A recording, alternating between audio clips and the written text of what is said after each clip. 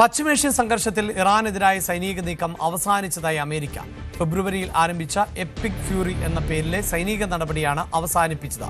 ഹോർമൂസിലെ operation project ഫ്രീഡവും അവസാനിപ്പിച്ചു. അതേസമയം ഹോർമൂസിൽ കപ്പൽ ഗതാഗതം പൂർണ്ണതോതിൽ ആക്കാനുള്ള അമേരിക്കൻ നടപടി തുടരും. ഇറാന്റെ ഭാഗത്ത് നിന്ന് സൈനിക നടപടി ഉണ്ടായാൽ ശക്തമായ തിരിച്ചടി നേരിടേണ്ടി വരുമെന്നും അമേരിക്ക വ്യക്തമാക്കി. I think you're linking it. The operation is over. Epic Fury, as the President notified Congress, we're done with that stage of it. Okay, we're now on to this project of freedom. As far as a negotiation is concerned, I think the President's been clear that part of the negotiation process has to be not just the enrichment, but what happens to this material that's buried deep somewhere that they still have access to if they ever wanted to dig it out. That has to be addressed, and that's being addressed in the negotiation. I'm not going to go further on what progress has been made on that topic because I don't want to endanger the negotiations, but suffice it to say that the President and this entire team is aware of the centrality of that question, and that will have to be addressed one way or the other. I think you're... Yes, വാർത്തയുടെ വിശദാംശങ്ങളുമായി V വിനോദാണ് ചേരുന്നത്. വിനോദ്, നമുക്കറിയാമല്ലോ ഇപ്പോൾ അമേരിക്കയുടെ ഭരണഘടന പ്രകാരം യുദ്ധം നടക്കുമ്പോൾ അതിൽ ഈ പ്രസിഡന്റിന് തീരുമാനം എടുക്കാൻ പറ്റുന്നത് ഒരു നിശ്ചിത സമയപരിധി ഉണ്ടായിരുന്നു. അത് അവസാനിച്ചു. ഇനിയിപ്പോൾ പ്രസിഡന്റിന് ഏകപക്ഷീയമായി നിലപാടെടുക്കാൻ സാധിക്കില്ല. കോൺഗ്രസിന്റെ അനുമതിയോടുകൂടി മാത്രമേ മുന്നോട്ട് പോകാൻ സാധിക്കൂ. എന്താണ് ഇപ്പോഴത്തെ ഈ ഒരു നീക്കം? അതായത് യുദ്ധം അവസാനിച്ചു എന്ന് പറയുമ്പോൾ അതിനെ ഒരു സാങ്കേതികത്വത്തിലെ വിജയത്തിന് വേണ്ടി പറയുന്നതാണോ? അതിനപ്പുറത്ത് കൃത്യമായൊരു നിലപാടായിട്ടാണോ ഇപ്പോൾ നമുക്കിതിനെ വിലയിരുത്തേണ്ടതായി വരുന്നത്? അതേസമയം ഹോർമൂസിലെ പോരാട്ടം തുടരുമെന്ന് കൂടി അമേരിക്ക പറഞ്ഞു വെക്കുകയും ചെയ്യുന്നുണ്ട്.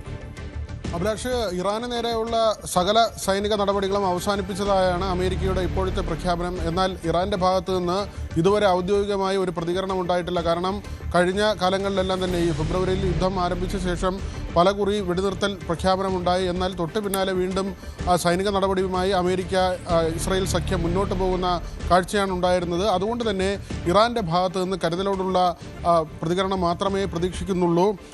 എപ്പിക് ഫ്യൂരി എന്ന പേരിലാണ് ആദ്യം ഈ സൈനിക നടപടി ആരംഭിച്ചത്. അത് അവസാനിപ്പിച്ചതായി American state secretary Marco Rubio ഇപ്പോൾ വ്യക്തമാക്കുന്നുണ്ട്. ട്രംപും ഇതേ കാര്യം തന്നെയാണ് വ്യക്തമാക്കിയിട്ടുള്ളത്. അതോടൊപ്പം തന്നെ പ്രോജക്ട് ഫ്രീഡം, അത് ഹോർമൂസ് കടലിടുക്കുമായി ബന്ധപ്പെട്ട് നേരത്തെ പ്രഖ്യാപിച്ച ഒരു പദ്ധതിയാണ്. അവിടെ 600ഓളം കപ്പലുകൾ കുടുങ്ങിക്കിടക്കുന്നുണ്ട്. ഈ കപ്പലുകൾക്ക് സുഗമമായ പാത ഒരുക്കുക എന്നതായിരുന്നു അമേരിക്കയുടെ ഉദ്ദേശം. അതിൻ്റെ ഭാഗമായി ഇറാന് നേരെയുള്ള സൈനിക നടപടി, ഇറാൻ്റെ കപ്പലുകൾക്ക് നേരെ വെടിയുതിർത്ത സംഭവം, തിരിച്ച് ഇറാൻ അമേരിക്കൻ കപ്പലുകളെ ആക്രമിക്കുകയും അതിനുശേഷം UAEക്ക് നേരെ ഏറ്റവും ഒടുവിൽ ഇന്നലെയും മിനിഞ്ഞാന്നുമായി 2 തവണ UAEയിൽ ഇറാൻ ആക്രമണം നടത്തുന്ന സാഹചര്യം. ഇതിന് പിന്നാലെയാണ് ഇപ്പോൾ വളരെ സുപ്രധാനമായ ഒരു പ്രഖ്യാപനം അമേരിക്കയുടെ ഭാഗത്തു നിന്ന് വന്നിരിക്കുന്നത്. ഇതിൽ റഷ്യ അടക്കമുള്ള രാജ്യങ്ങളുടെ ഇടപെടലുണ്ട്. നേരത്തെ പാകിസ്ഥാനിൽ ഇസ്ലാമാബാദിൽ നടന്ന സമവായ ചർച്ചകൾ, ഒത്തുതീർപ്പ് ചർച്ചകളുണ്ട്.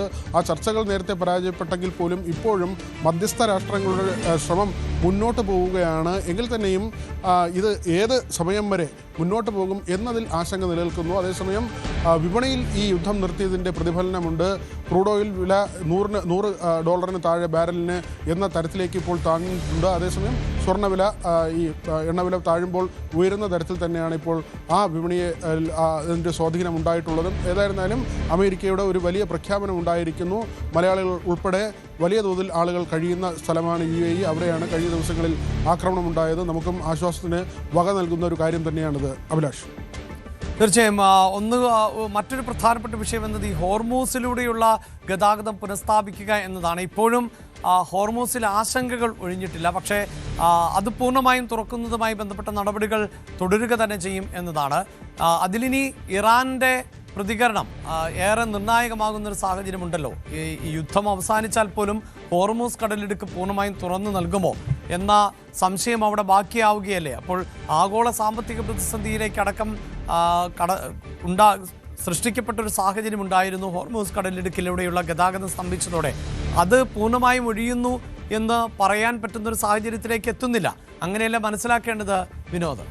അഭിലാഷ്, കീറാമുട്ടിയായി നിൽക്കുന്നത് ഹോർമൂസ് തന്നെയാണ്. അമേരിക്ക ആദ്യം ഈ സൈനിക നീക്കം ആരംഭിച്ചത് ഇറാൻ്റെ ഭാഗത്ത് നിന്ന് ഇസ്രായേലിനെ ആക്രമിക്കുന്ന രാജ്യങ്ങൾക്ക് സഹായം നൽകുന്നു എന്ന തരത്തിലാണ്. ലെബനനും യമനും ഉൾപ്പെടെയുള്ള രാജ്യങ്ങൾക്ക് ഇറാൻ സഹായം നൽകുന്നു എന്നതായിരുന്നു ആരോപണം. അതോടൊപ്പം തന്നെ ആണവ രാജ്യമാകാൻ, ആണവ ശക്തിയാകാൻ ഇറാൻ ശ്രമിക്കുന്നു.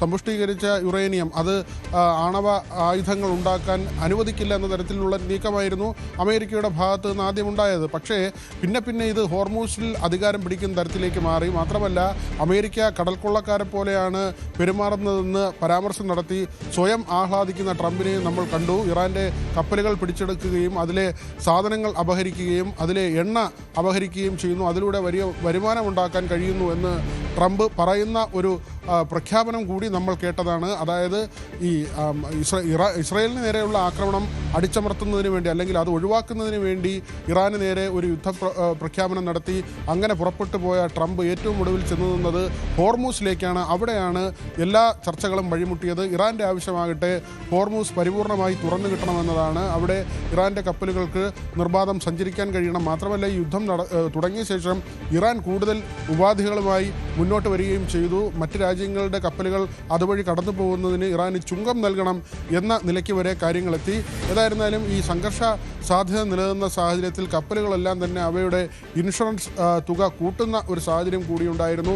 ഇന്ത്യയുടെ അടക്കം കപ്പലുകൾ ഇപ്പോഴും ഹോർമൂസിൽ കുടുങ്ങിക്കിടക്കുന്ന നിലയുണ്ട്. എണ്ണവില ഗണ്യമായി വർദ്ധിച്ചതിന് ഒരു കാരണം കൂടി അതാണ്. ഇന്ന് നമ്മുടെ നാട്ടിലും ഹോട്ടലുകൾ അടച്ചുള്ള സമരം നടക്കുകയാണ്. പ്രത്യേകിച്ച് ഈ വാണിജ്യ ആവശ്യത്തിനുള്ള സിലിണ്ടറിൻ്റെ വില 1000 രൂപയ്ക്ക് അടുത്താണ് വർദ്ധിപ്പിച്ചത്. അതിൽ പ്രതിഷേധിച്ചാണ് ഇന്നത്തെ സമരം നടക്കുന്നത്. ഏതായിരുന്നാലും ഈ പ്രഖ്യാപനം വന്ന ശേഷം ഇപ്പോൾ ക്രൂഡ് വിലയിൽ വലിയ കുറവുണ്ട്. ഈ സ്ഥിതി തുടർന്നാൽ സാധാരണ നിലയിലേക്ക് കാര്യങ്ങളെത്തും. അഭിലാഷ്.